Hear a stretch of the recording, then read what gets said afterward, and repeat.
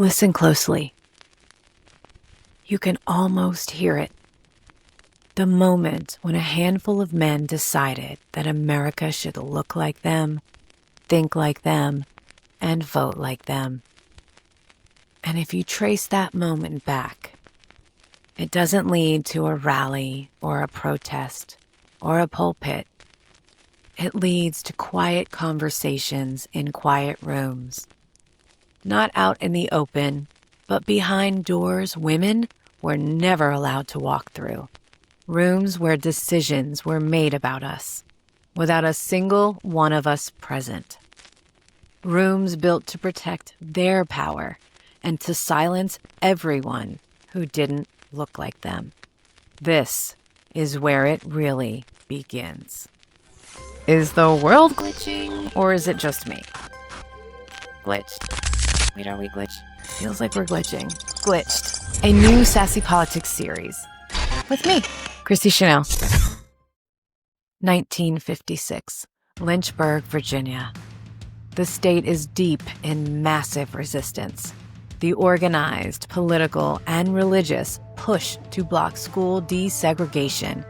White citizen councils are growing. Local newspapers run editorials warning parents to protect their children from integrated classrooms. And in the middle of that backlash, Jerry Falwell opens Thomas Road Baptist Church. It begins small, just like a few dozen families, wooden pews that creak, Sunday hats, familiar voices singing the same hymns every week. But Falwell's voice carries differently. Steady, assured, polished in a way that makes every person feel like he's speaking directly to them. Falwell marries Muselle Pate 2 years later in 1958, a soft-spoken Lynchburg woman who becomes the model Christian wife he later holds up to the world. She never works outside the home. She raises their children. She writes openly about submitting to her husband's authority and freeing him to fulfill God's calling. In her own memoir, she describes herself as the quiet, obedient wife whose purpose was to make her husband's calling possible. Her life stays small while his grows bigger. Her world stays private while his becomes national. Muselle becomes proof that the old order still exists somewhere. Falwell understands something early. If he wants to protect that old order, he has to spread his message beyond the walls of the church. So he starts recording his sermons. Not professionally, not theatrically, just tapes, cheap, static-filled tapes. And he mails them to the local Virginia radio stations, one envelope at a time. Most stations ignore him. A few play a sermon here and there, but then one Lynchburg station gives him a regular slot. And that slot grows. By the early 1960s, his voice is moving across the South. 1958, Falwell preaches segregation or integration. He warns that mixing races will lead to social chaos. He says from the pulpit, the Bible clearly teaches segregation. From 1963 to 1965, the civil rights movement explodes. Black Americans march, protest, and demand the equality that they were long denied. Students at Lynchburg colleges protest segregation at lunch counters. Falwell condemns them, calls them agitators. A black newspaper writes, Falwell offers the language of God to defend the politics of Jim Crow. A local civil rights organizer says he preaches peace, but he defends segregation everywhere else. Outside his church, America is breaking open. Inside, Falwell tells families that the world is changing without their permission. For his followers, it doesn't feel like progress. It feels like loss of control, of identity, of the world they believed they were promised. Falwell speaks into that fear with surgical calm. His tone is never fire and brimstone. It's measured, reflected, intimate. A man naming the anxieties people whisper in their kitchens but never say out loud. And that kind of validation feels like protection, like home, like someone standing between you and a world that suddenly feels unfamiliar. In 1965, the Voting Rights Act passes. Falwell calls it a government intrusion on Christian communities. He never supports it, never accepts it, never sees it as necessary. Isn't that interesting? Because decades later, his own son, Jerry Falwell Jr., will end up shaping a political movement that openly targets voting rights again. History isn't linear. It loops. And sometimes it represents through bloodlines. By the late 1960s, Falwell buys TV airtime from a local Lynchburg station. Out of pocket at first, filming services with whatever equipment he can afford. Then donations flow in. A lot of them. More cameras, more staff, bigger sets, more reach. And in 1971, he founds Lynchburg Baptist College, the school that will become Liberty University, one of the most influential Christian institutions in America. And here's what's happening in the background. Women are entering the workforce. Black Americans are finally voting in meaningful numbers. Immigration reforms open the country to new cultures and new voices. America is shifting. Falwell is responding. He builds a universe where the old rules still apply, where women stay home, where families stay traditional, where Christian authority replaces civil rights, and where social change becomes something to fear, resist, and eventually organize against. He doesn't call it a movement yet, but that's what it is. A movement forming quietly in pews and in living rooms, fueled by fear, framed as faith, and carried on radio signals stretching further than anyone could have anticipated. And watching all of this from a distance is a man who understands exactly how powerful Falwell's influence can be. A man who sees a frightened population, a rising broadcaster, and a ready-made base, and realizes this is the missing half of this plan. While Jerry Falwell was building his universe in Lynchburg, Paul Weyrich was watching. He had been watching since the early 1970s, not as a believer, not as a follower, but as a strategist studying a map. Weyrich knew something Falwell didn't. White evangelicals had refused for decades to touch politics. They stayed in their own churches. They kept to their sermons, Falwell especially. He preached that pastors should never march in the streets or meddle in any legislation. But Weyrich wasn't looking for pastors who wanted politics. He was looking for pastors who could move people. And Falwell, he could move people. Week after week, Weyrich watched the Old Time Gospel Hour. It's time now for the Old Time Gospel Hour with Jerry Falwell, pastor of the Thomas Road Baptist Church in Lynchburg, Virginia. He saw Falwell's influence measured not in doctrine, but in emotion. Millions of white Christians who trusted his voice more than they trusted their own government. But the real shift, the spark Weyrich had been waiting for, didn't come from Falwell's pulpit. It came from Washington. 1978. The IRS launches a case against Bob Jones University for enforcing racist policies while still claiming federal tax-exempt status. A Christian school punished for segregation. The white evangelical world erupts. Anger, fear, rage at the federal government interfering in Christian life. And Weyrich sees it instantly. This is it. the issue that can unify them. Not scripture, not morality, not even Roe versus Wade, but race, control, power, a fight they can rally against. And he knows Falwell cannot ignore this moment.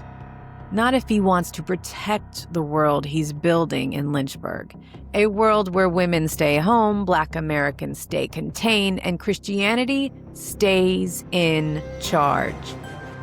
So Weyrich begins to move. He studies Falwell's broadcasts, studies his fundraising, his language, his reach. He builds a psychological profile. Every strength, every weakness, every pressure point.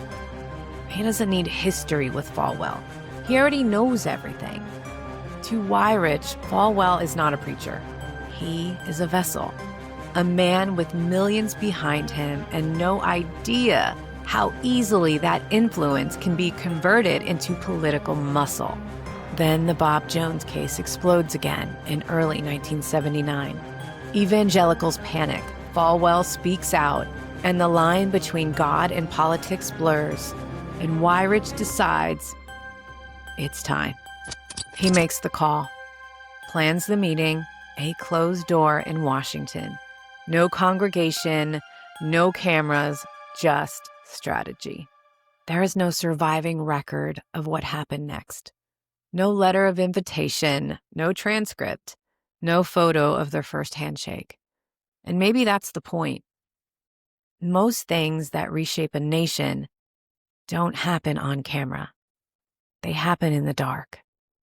Because real power rarely seeks an audience. What we do know is this. Falwell walked into that room believing he was meeting an ally. Paul Weyrich knew he was meeting an opportunity. 1979. A year pulsing with neon, freedom, and the kind of cultural electricity that makes older generations nervous. Blondie's Heart of Glass is everywhere. Donna Summer is still the reigning queen of every disco dance floor. Studio 54 is the brightest star in the nightlife sky. America is experimenting with everything: style, music, identity, independence. And in the White House sits President Jimmy Carter, a Democratic leader who talks about human rights, peace, solar energy, and the idea that government should help people rise, not keep them in line. His tone is soft, compassionate, almost pastoral. To many Americans, the country finally feels open. Open to change, open to possibility, open to becoming something new. But to white conservative evangelicals, it feels like something they once controlled is slipping through their fingers. It's inside that tension between a country expanding and a movement afraid of expansion that this meeting happens. A borrowed conference room in Washington, D.C., 1979. Fluorescent lights hum overhead. A rotary phone sits heavy on the table. 2 styrofoam cups cooling beside blinds that never quite close all the way. No laptops. Just 2 legal pads and 2 pens. And from Weyrich's perspective, the unmistakable sense that the future of the conservative movement is about to be rewritten. Falwell enters in a dark traditional suit, composed, polite, curious, almost Bogart still. He's not here to be recruited. He's here to listen. Weyrich is already in the room, seated, ready. His folder opened in a neat column of notes, the pages marked and remarked. He's the kind of man who arrives early, not to make a good impression, but to study the angles, the lighting, the distance between chairs, the vantage point of whoever walks in next.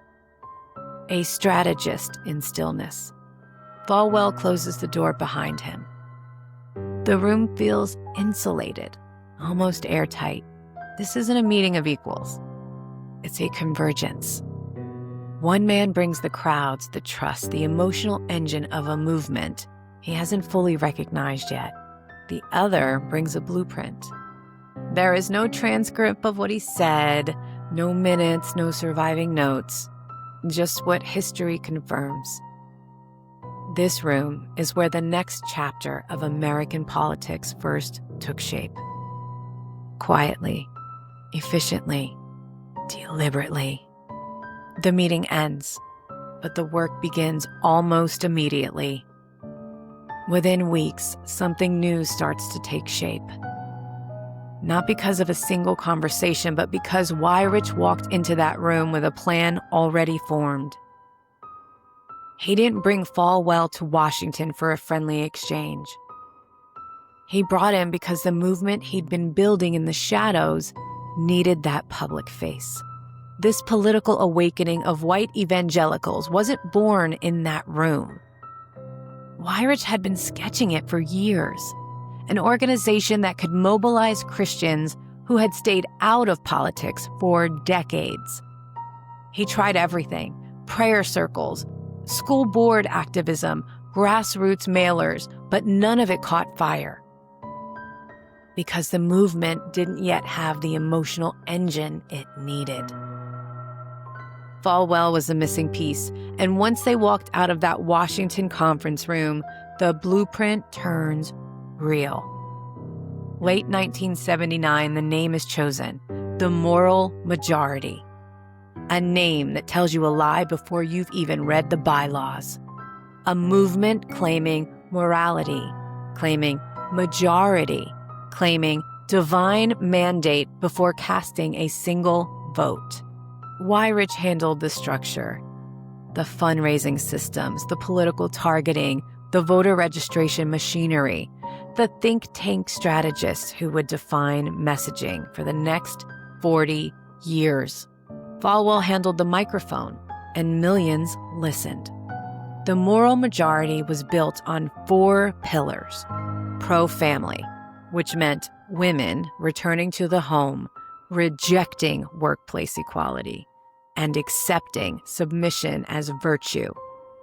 The same model Falwell preached in his own household. Pro-life, but not because of Roe v. Wade.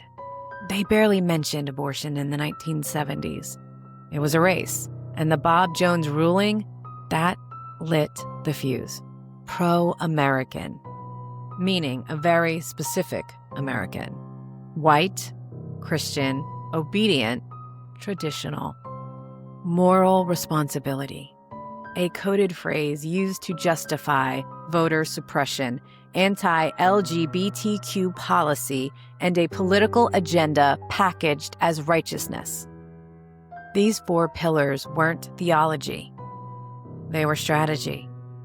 A way to turn the fear into Falwell's pews. Fear of civil rights. Fear of women working. Fear of immigration. Fear of modern life into political power. And the reach? Immediate. The old-time gospel hour becomes a recruitment engine. Letters pour in, donations climb. Churches across the South begin aligning themselves with this moral movement. Falwell travels constantly, speaking tours, rallies, committee meetings. He's becoming the national face of political uprising and still claims it's just about values. It isn't. It's about power. And women feel the shift first. Pamphlets appear warning that feminism is destroying the family. Sermons declare that wives must submit, that careers are sinful if they compete with motherhood, that birth control encourages rebellion. Muse sell Falwell, obedient, quiet, supportive, is held up as the model of what a proper Christian woman should be. What began as the dynamic in one pastor's home is now sold as the national political ideal. Black Americans feel it too. Voting rights become government overreach. Affirmative action becomes reverse discrimination. Desegregation becomes federal intrusion. And the moral majority rallies white Christians with language pulled straight from earlier decades, all of it protecting the racial hierarchy of the South. It is Jim Crow rebranded as Christian liberty. Immigrants feel the shift next.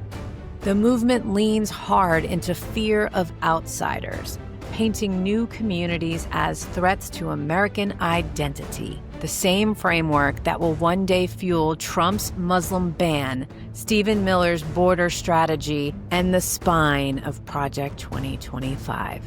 And while Falwell preaches values, Weyrich builds the machine. He designs the voter guides. He maps out districts. He funds money into the races that evangelicals never touched before. School boards, city councils, state legislators, because Weyrich understood something essential. Political power doesn't start in Washington. It starts in the places no one is watching. By 1980, there are enough pieces of the machine in place that a single spark will ignite a whole country. That spark? Ronald Reagan. And this is where the merge becomes a movement. Falwell brings the crowds, Weyrich brings the strategy, Reagan brings the legitimacy. 3 men, 1 mission: reshape America under the banner of faith through the machinery of politics powered by fear. The moral majority is no longer an idea. It is a force. And America is about to feel its first impact. Because this time, the movement has found its president.